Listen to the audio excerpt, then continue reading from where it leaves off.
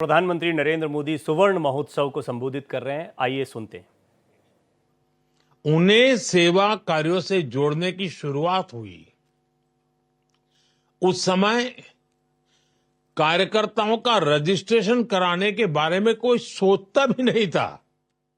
आज ये देखकर बहुत खुशी होती है कि बीएपीएस के लाखों कार्यकर पूरी श्रद्धा और समर्पण से सेवा कार्यों में जुटे हैं। किसी संस्था के लिए ये बहुत बड़ी उपलब्धि है। इसके लिए मैं आपको बधाई देता हूं, अपनी शुभकामनाएं देता हूं। साथियों, कार्यकर सुवर्ण महोत्सव भगवान स्वामीनारायण की मानवीय शिक्षाओं का उत्सव है। ये सेवा के उन दशकों की गौरव गाथा है जिसने लाखों करोड़ों लोगों का जीवन बदला। ये मेरा सौभाग्य है कि मैंने बाप्स के सेवा अभियानों को इतने करीब से देखा है।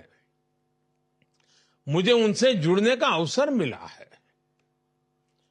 भूज में भूकंप से हुई तबाही के बाद के हालात हो, नरनारायण नगर गांव का पुनर्निर्माण हो,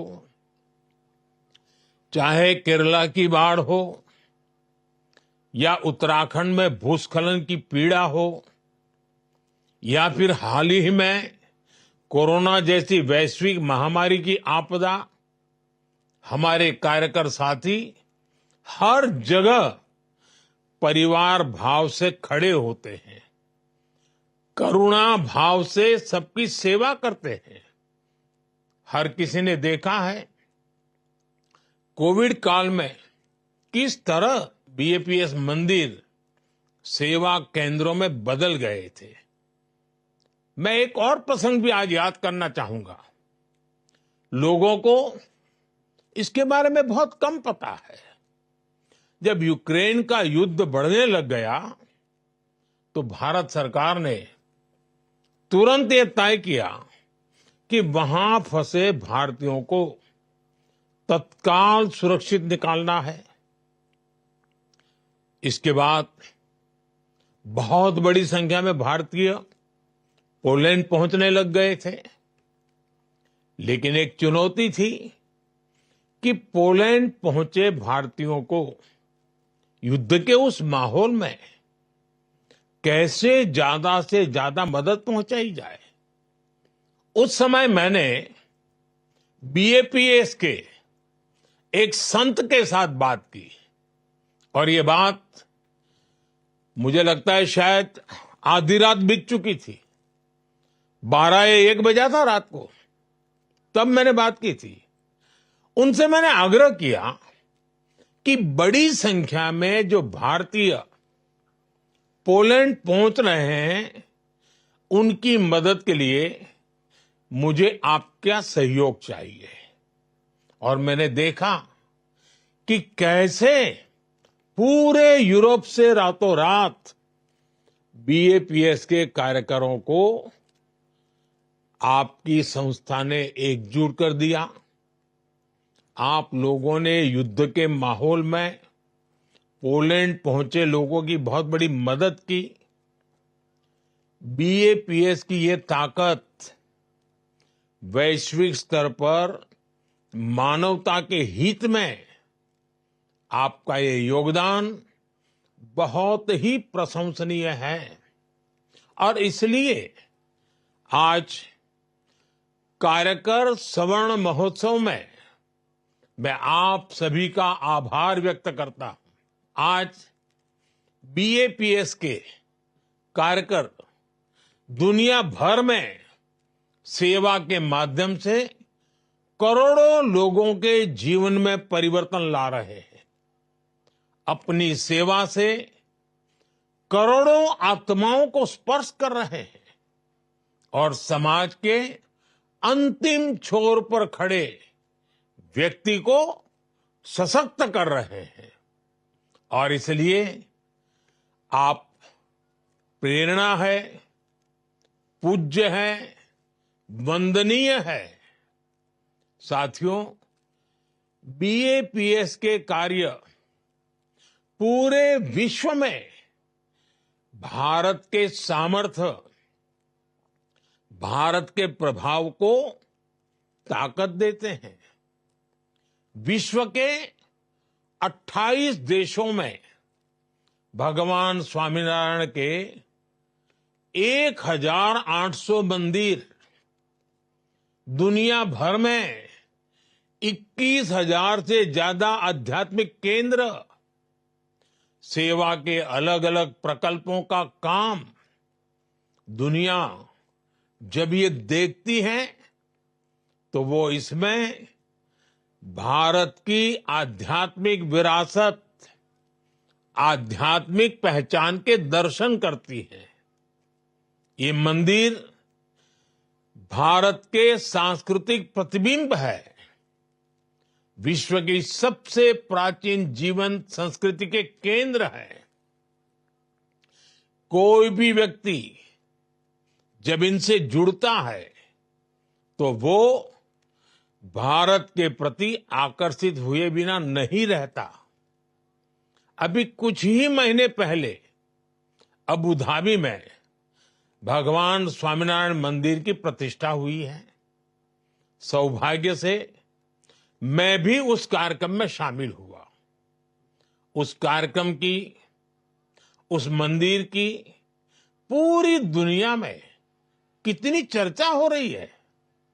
दुनिया ने भारत की आध्यात्मिक विरासत के दर्शन किए, दुनिया ने भारत की सांस्कृतिक विविधता को देखा।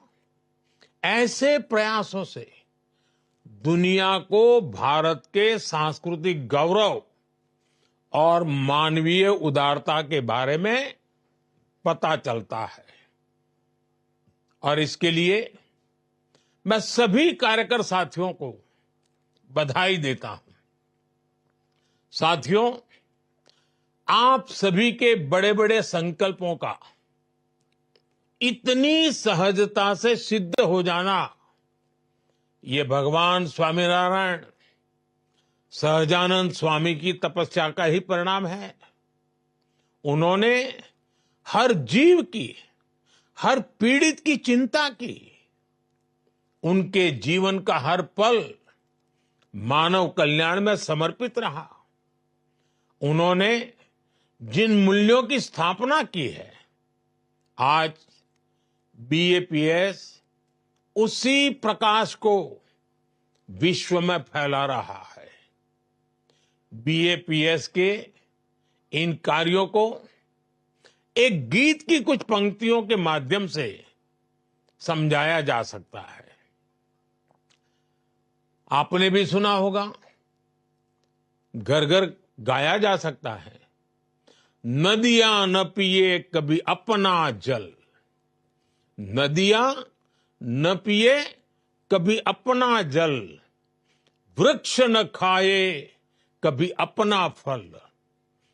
नदियां न पिए कभी अपना जल, वृक्ष न खाए कभी अपना फल। अपने तन का, मन का, धन का दूजों को दे जो दान है, वो सच्चा इंसान, अरे इस धरती का भगवान है। साथियों, ये भी मेरा सौभाग्य रहा कि मुझे बचपन से ही बीएपीएस और भगवान स्वामीनारायण से जुड़ने का अवसर मिला, इस महान प्रवृत्ति से जुड़ने का अवसर मिला। मुझे प्रमुख स्वामी महाराज का जो प्रेम और स्नेह मिला, वो मेरे जीवन की पूंजी है। उनके साथ कितने ही व्यक्तिगत प्रसंग है जो मेरे जीवन का अभिन्न हिस्सा बन गए हैं। जब मैं सार्वजनिक जीवन में नहीं था, जब मैं मुख्यमंत्री नहीं था, और जब मुख्यमंत्री बना, जब प्रधानमंत्री बना, हर पल उनका मार्गदर्शन रहा। जब साबरमती में नर्मदा का पानी आया तो उस ऐतिहासिक अवसर को आशीर्वाद देने परम पूज्य प्रमुख स्वामी जी स्वयं आए थे। बरसों पहले एक बार स्वामी जी के मार्गदर्शन में स्वामी नारायण महामंत्र महोत्सव हुआ था, या उसके अगले साल स्वामी नारायण मंत्र लेखन महोत्सव हुआ। मैं वो पल कभी भूलता नहीं हूं। मंत्र लेखन का वो विचार अपने आप में अद्भुत था। मुझ पर उनका जो आध्यात्मिक स्नेह था, जो पुत्रवत भाव था, वो शब्दों में कहना मुश्किल है। जन कल्याण के कार्यों में प्रमुख स्वामी महाराज का आशीर्वाद हमेशा मुझे मिलता रहा। आज इस इतने विशाल आयोजन में मैं प्रमुख स्वामी महाराज की उन स्मृतियों को, उनकी आध्यात्मिक उपस्थिति को एक कार्यकर के रूप में महसूस कर रहा हूं। साथियों, हमारी संस्कृति में सेवा को सबसे बड़ा धर्म माना गया है। सेवा परमो धर्मः। ये सिर्फ शब्द नहीं, ये हमारे जीवन मूल्य है। सेवा को श्रद्धा, आस्था और उपासना से भी ऊंचा स्थान दिया गया है। कहा भी गया है, जन सेवा तो जनार्दन सेवा के ही बराबर है। सेवा वो है जिसमें स्व का भाव नहीं रह जाता है। जब आप मेडिकल कैंप में मरीजों की सेवा करते हैं, जब आप किसी जरूरतमंद को खाना खिलाते हैं, जब आप किसी बच्चे को पढ़ाते हैं, तो आप सिर्फ दूसरों की मदद नहीं कर रहे होते। इस दौरान आपके अंदर परिवर्तन की एक अद्भुत प्रक्रिया शुरू हो जाती है। इससे आपकी आध्यात्मिक यात्रा को दिशा मिलती है, मजबूती मिलती है। और ये सेवा जब हजारों लाखों कार्यकर्ताओं के साथ मिलकर एक ऑर्गेनाइज रूप में, संगठित रूप में की जाती है, एक संस्था के रूप में की जाती है, एक आंदोलन स्वरूप के रूप किया जाता है,